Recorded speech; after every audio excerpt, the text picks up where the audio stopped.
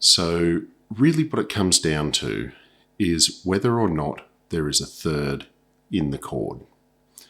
Okay, so what happens when you suspend the third note out is it kind of loses definition as to whether it's a major or minor.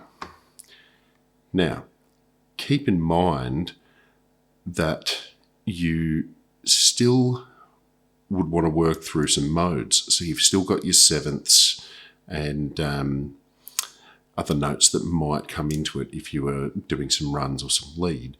So what we really want to look at is what happens when you suspend something or when you add an extra note. Okay, so if I take my A minor here, okay, and if I change that into a seventh, all right, beautiful. What I've done there is I've actually added an extra note. Okay, I've added the seventh.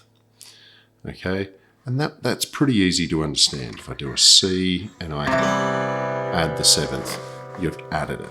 So it's an extra note, 4 notes in that chord. Now, if I suspend something, then I've taken out the third.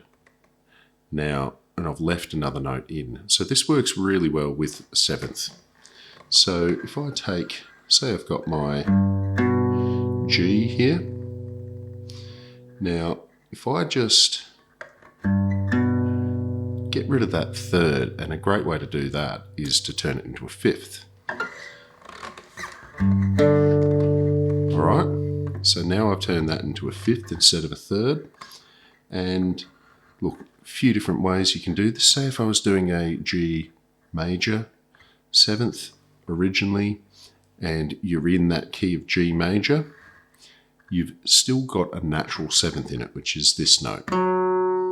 Okay, so when you suspend it, you get this.